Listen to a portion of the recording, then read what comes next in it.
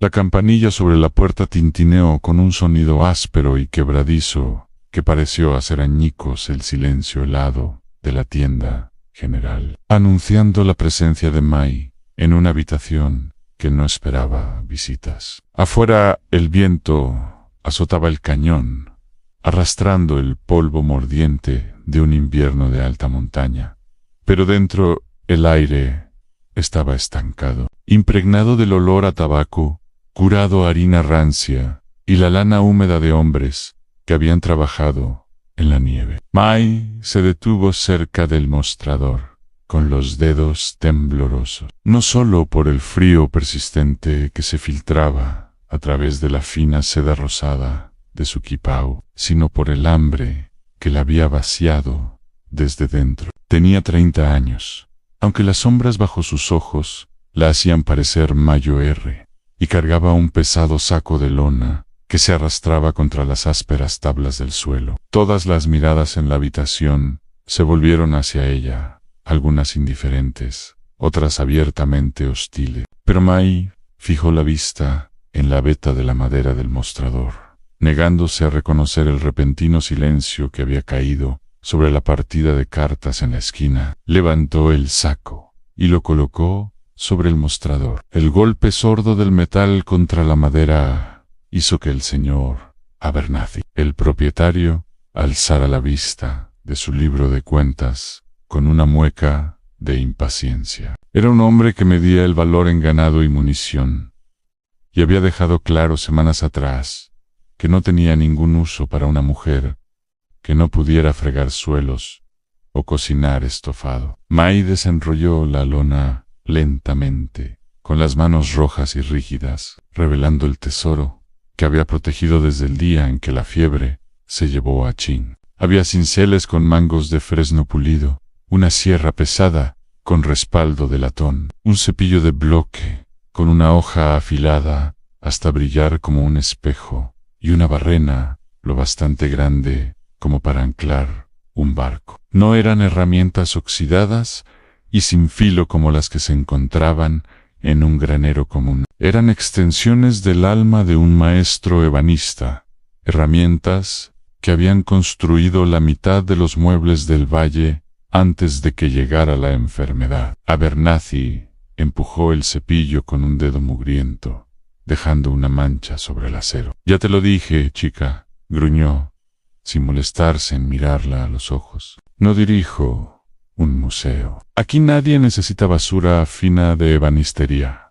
Necesitamos arados y martillos. Te doy $2 por el metal como chatarra. Los mangos de madera sirven bien como leña». La oferta fue un insulto, tan afilado que se sintió como un golpe físico. Las herramientas valían fácilmente $50, suficiente para alimentarse durante el invierno y comprar un pasaje a la costa en primavera. Mai tragó el nudo de orgullo que sabía a ceniza en su garganta. «Por favor», susurró, con la voz quebrada, «el acero es bueno. Acero de Sheffield. Chin, mi esposo, él las mantenía afiladas. Valen más». Abernathy soltó una carcajada seca, como un ladrido. $2, tómalo, o vuelve a sacarlo a la nieve. La puerta se abrió de nuevo, dejando entrar una ráfaga de aire ártico que hizo bailar las llamas de los faroles. Un hombre entró,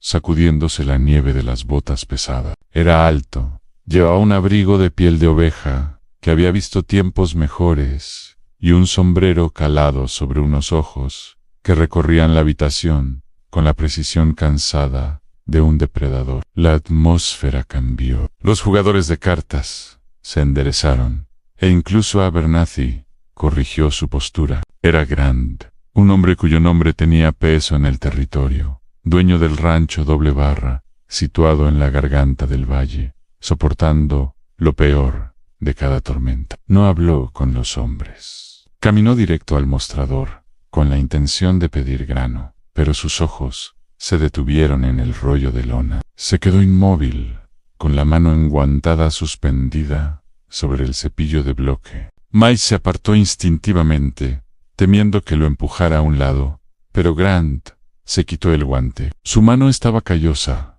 marcada por el alambre de púas y la cuerda, pero tocó el mango de madera con una sorprendente delicadeza. Pasó el pulgar por el filo de la hoja, probando el corte sin hacerse daño. Un gesto que solo un hombre que entendía de herramientas haría. Mangos de palisandro, dijo Grant, con una voz grave que parecía vibrar en las tablas del suelo. ¿Y esta sierra? Es una sierra japonesa, de cola de Milán. ¿Quién la afiló? Mai alzó la vista, encontrando sus ojos por primera vez. Eran grises como el cielo invernal, pero no había burla en ellos, solo una curiosidad tranquila y precisa. Mi esposo, respondió, Anya no está. Debo venderlas. Abernathy se apresuró a intervenir, percibiendo el cambio. Le acabo de ofrecer $2, Granten. Es chatarra, demasiado delicada para el trabajo de rancho. Grant lo ignoró por completo, tomando un pesado cincel de armazón y sintiendo su equilibrio. Esto no es chatarra, Abernathy. Esto es precisión. ¿No podrías comprar algo así en la ciudad por $20? Miró a Mayan, de verdad la miró, el cuerpo tembloroso bajo la seda rosada, el hambre en sus mejillas hundidas, la dignidad desesperada con la que se mantenía erguida. ¿Sabes usar estas herramientas?, preguntó. La pregunta era una prueba. Ammey dudó. Ella nunca había sido la carpintera. Había sido quien sostenía la madera, quien aceitaba las hojas, quien observó a Chin durante 10 años, hasta que el ritmo del trabajo se volvió parte de su propio latido. Sé cómo funcionan, dijo con cuidado. Sé cómo mantenerlas en buen estado. Grant asintió. Una decisión se formó tras sus ojos. Metió la mano en su abrigo y sacó una bolsa de cuero, dejando caer una moneda de oro de $20 sobre el mostrador. El sonido resonó como un disparo. Me las llevo, dijo Annie, y a ti también. Tengo un carro afuera. La puerta de mi barraca está salida del riel, y la corriente está matando a mis caballos. Si estas herramientas son tan buenas como dices, vas a arreglarla. El viaje hasta el rancho fue un tránsito por un purgatorio blanco y congelado. Mai se sentó en el asiento del carro junto a Grant, envuelta en una áspera manta de lana que él le había arrojado sin decir palabra. La seda rosada de su kipau asomaba bajo la lana gris, una mancha de color desafiante contra el paisaje monocromático de nieve y roca pizarra. No hablaron. Los únicos sonidos eran el crujido rítmico de las ruedas rompiendo la costra de nieve y la respiración trabajosa de los caballos. Mai sostenía el rollo de herramientas en su regazo, aferrándose a él como a un niño. La moneda de oro ardía en su bolsillo. Era suficiente para irse, para huir, pero se estaba adentrando más en lo salvaje, impulsada por una extraña obligación hacia el hombre que había reconocido el valor del legado de su esposo. ¿Por qué había aceptado? Tal vez porque la mirada de Grant había ofrecido un trato de competencia, no de lastima. No le había ofrecido caridad, le había ofrecido trabajo. Cuando el carro coronó la última cresta, el rancho doble barra apareció ante ellos. No era la extensión romántica de los libros. Era una fortaleza contra los elementos. La casa principal estaba baja y agazapada, mientras el enorme granero se alzaba como una catedral de madera, con el techo cargado de nieve. El humo salía en cintas finas y desesperadas de las chimeneas. Al entrar en el patio, un grupo de peones detuvo su labor para observar. Eran hombres duros, envueltos en pieles y lona, los rostros ocultos tras bufandas, pero sus ojos seguían a Mai con una mezcla de confusión y recelo. Una mujer en el rancho ya era rara. Una mujer china con un vestido de seda y un saco de herramientas desafiaba toda comprensión. Grant tiró de las riendas, deteniendo el carro. No les hagas caso, dijo, con la voz cortando el viento. ¿Respetan el trabajo? Nada más bajó y le ofreció la mano. No para ayudarla como a una dama, sino para sostenerla como a una compañera de trabajo. Mai la tomó, su mano pequeña perdida en el agarre de Ellen.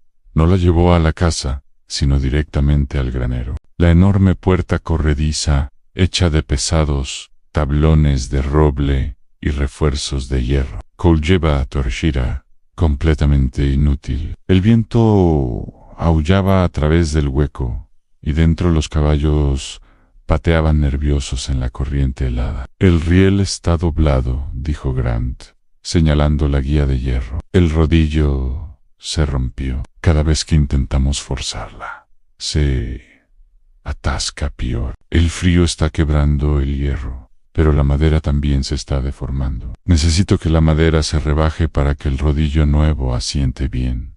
¿Puedes hacerlo? Mai miró la puerta masiva. Pesaba cientos de kilos. Esto no era ebanistería fina, era una reparación estructural pesada. El miedo le atravesó el pecho. Si fallaba, la moneda de oro se sentiría como un robo. Entonces tocó la madera del marco. Era roble encongelado, sólido, pero familiar. Mai dejó el rollo de herramientas sobre una bala de heno y desabrochó las correas. Los peones se habían reunido, formando un círculo suelto, su aliento elevándose en vapor en el aire helado. Un hombre de labio cicatrizado, probablemente el capataz, escupió en la paja. Jefe, esto es una broma. Va a romperse una uña, no arreglar la puerta. Grant no respondió. Se limitó a apoyarse contra un poste, cruzando los brazos, esperando. Mai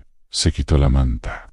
El frío la golpeó al instante, agudo y cruel, pero necesitaba moverse. Se acercó a la puerta, examinando la unión donde el pesado soporte del rodillo se encontraba con la madera. La madera se había hinchado y retorcido, aplicando torsión al metal hasta que éste se partió. Para arreglarlo, no bastaba con reemplazar el hierro. Tenía que volver a cortar la mortaja, el hueco, y reajustar la madera para alinearla con la veta deformada. Era un trabajo propio de un hombre fuerte, con un mazo pesado. Mai tomó la sierra de respaldo de latón y un cincel ancho. No tenía la fuerza para someter la madera a la fuerza bruta, así que debía usar palanca y geometría. Subió a una caja para alcanzar la parte superior de la puerta. Los hombres murmuraron, una oleada baja de duda. Mai cerró los ojos por un segundo, invocando el recuerdo de las manos de Chin guiando las suyas. Deja que la herramienta haga el trabajo,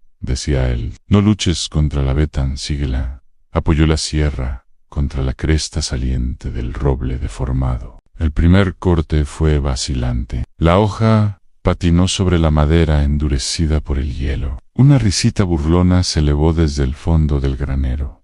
Mai apretó la mandíbula, ajustó el ángulo de la hoja, encontrando el ritmo.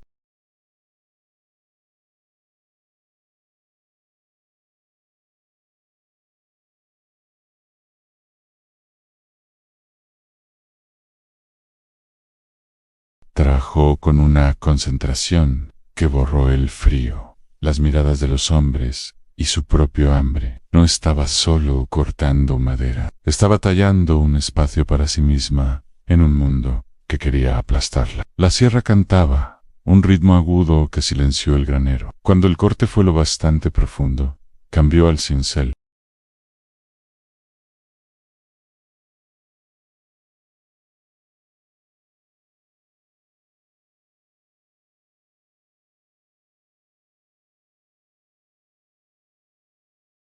Parecieron pasar horas, aunque probablemente solo fueron 40 minutos. Las manos de Mai estaban en carne viva, los nudillos hinchados, pero el nuevo canal estaba listo, liso, nivelado y perfectamente angulado, para contrarrestar la deformación de la puerta. Bajó, con las piernas temblándole por el esfuerzo. Está listo para el hierro, dijo, con la voz pequeña en el espacio cavernoso. Grant avanzó e inspeccionó el trabajo. Pasó un dedo enguantado por el corte reciente. Estaba plano como la superficie de un lago.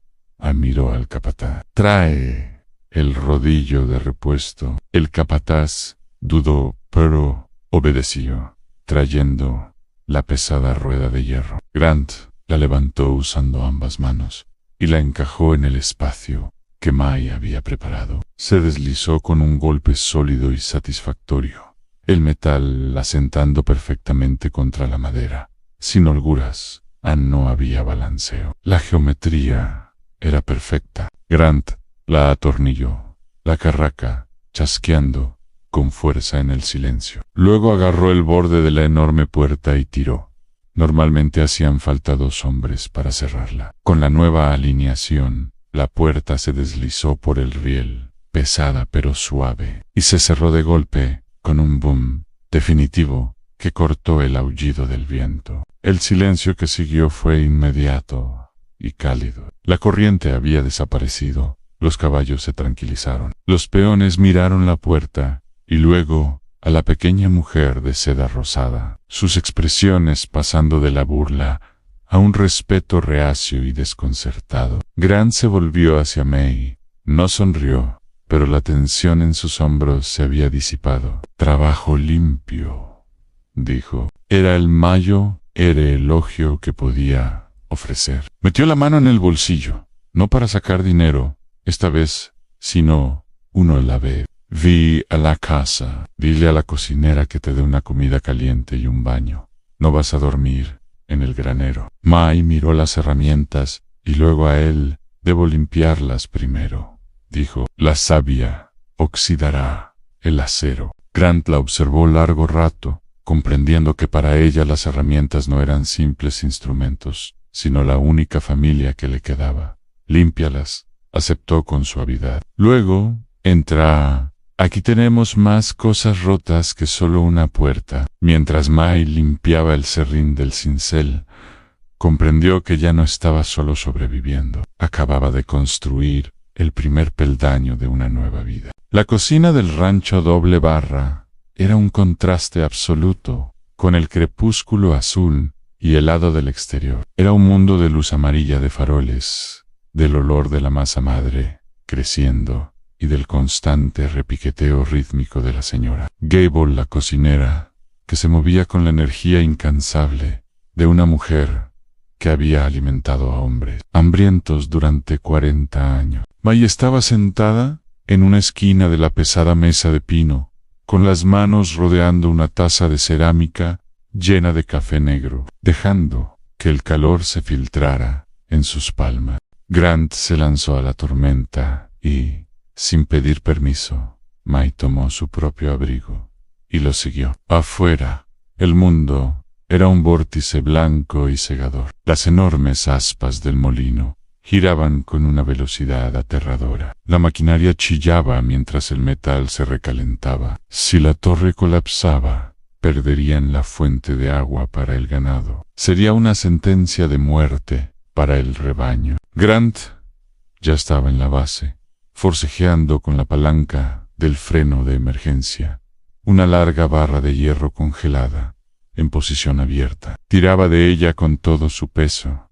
las botas resbalando sobre el hielo. Pero el óxido y el frío la habían soldado en su sitio. «¡No se mueve!», rugió, pero el viento le arrancó la voz. Mai comprendió el problema al instante. No era cuestión de fuerza, sino de desventaja mecánica. El punto de apoyo estaba congelado. Corrió hacia el granero, luchando contra el viento que amenazaba con lanzarla de lado, y regresó minutos después, con una pesada palanca de hierro y un mazo. No intentó ayudarlo a tirar. Fue directa al punto de pivote de la palanca. «Gran tira cuando golpee». Grit balanceó el mazo, no con pánico salvaje, sino con la fuerza calculada que usaba para abrir mortajas. La cabeza de acero golpeó la articulación congelada, con un estruendo ensordecedor. El hielo estalló, un gran gruñó y tiró hacia abajo. Golpeó de nuevo. La unión gimió. Al tercer golpe, Mai encajó la palanca bajo el pasador de bloqueo y lanzó todo su peso sobre ella, mientras Grant tiraba de la palanca. Con un chillido de metal protestando, el freno se activó. Las aspas se desaceleraron, luchando contra el viento, hasta detenerse por completo en bloqueadas, inseguras, se desplomaron contra la base de la torre, acurrucados juntos en la nieve, respirando con dificultad. Grant la miró. El rostro cubierto de hielo, y en medio del caos de la tormenta, rió en una risa de puro alivio. La atrajo hacia su costado para protegerla del viento, su brazo pesado y protector.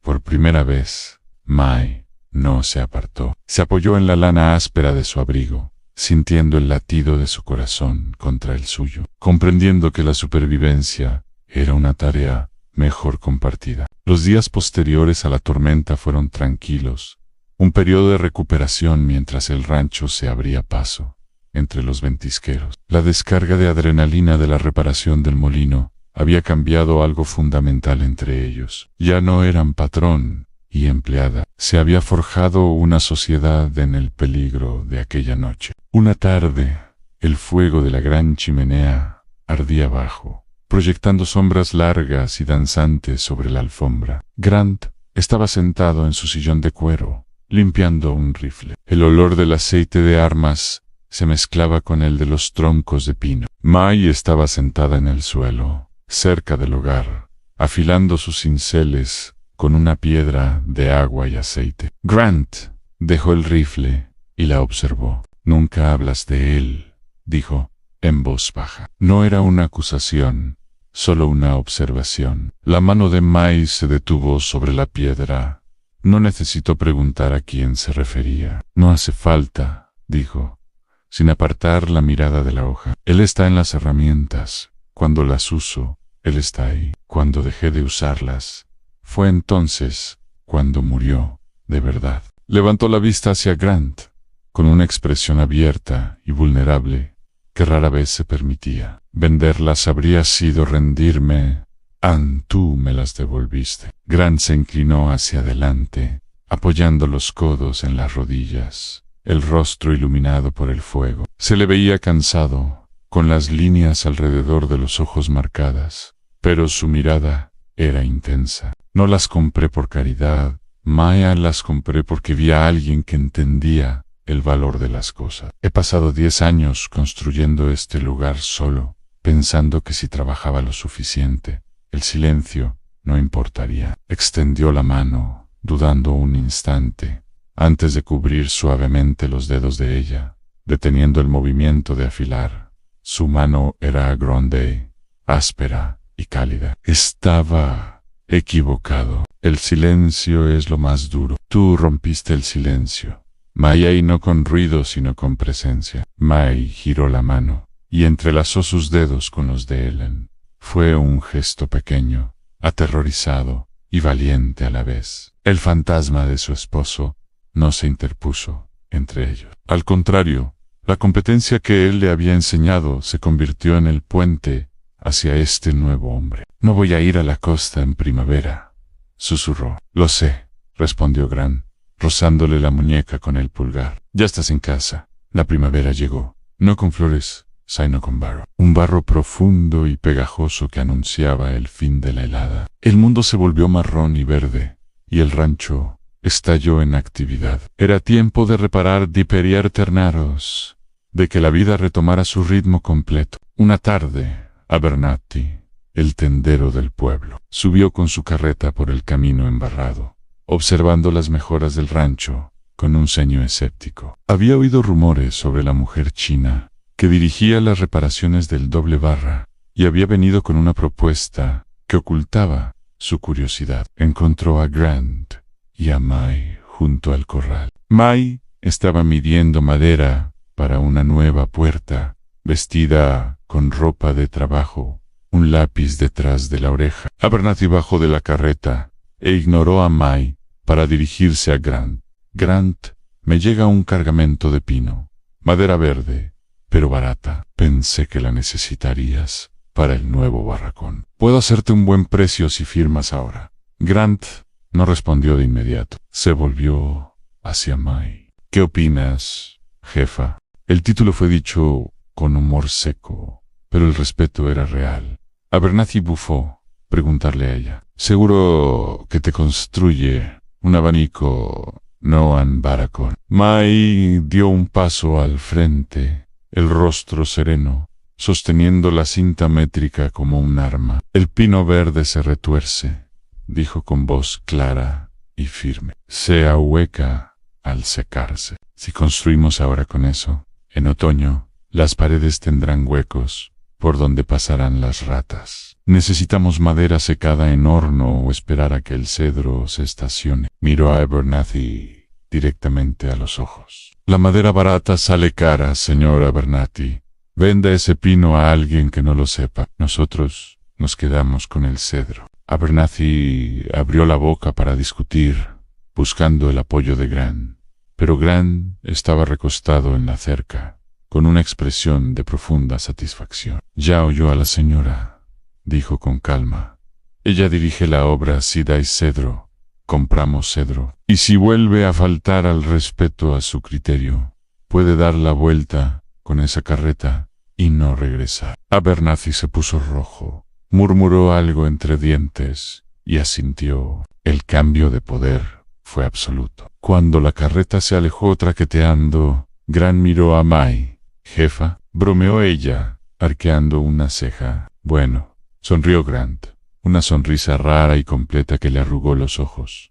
Eres bastante mandona. Mejor hacerlo oficial. La boda no fue un espectáculo. Ocurrió 3 semanas después, en un día de cielo infinitamente azul. Se casaron en la pequeña capilla del pueblo. Grant llevaba un traje negro limpio, que le resultaba rígido en los hombros, y May un vestido que ella misma había confeccionado. No blanco, sino de una seda azul pálida y polvorienta, que igualaba el horizonte bordado, con sutiles ramas de pino e hilo plateado. No hubo multitudes, solo la señora Gable, el capataz, y el ministro. Los votos fueron sencillos, pronunciados en voces bajas que temblaban ligeramente por el peso de la promesa. Pero la verdadera ceremonia ocurrió después, de regreso en el rancho. El sol se ponía, bañando el valle con luz dorada. Grant llevó a May al granero,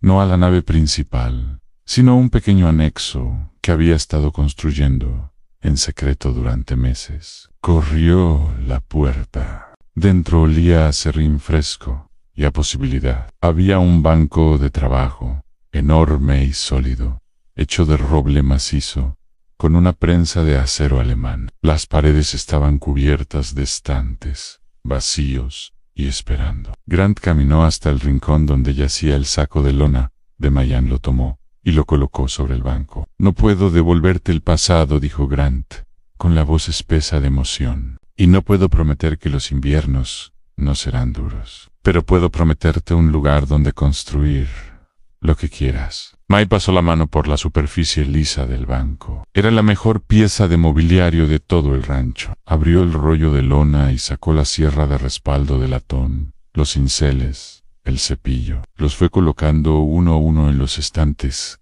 reclamando el espacio. Cuando colgó la última herramienta, se volvió hacia Granton.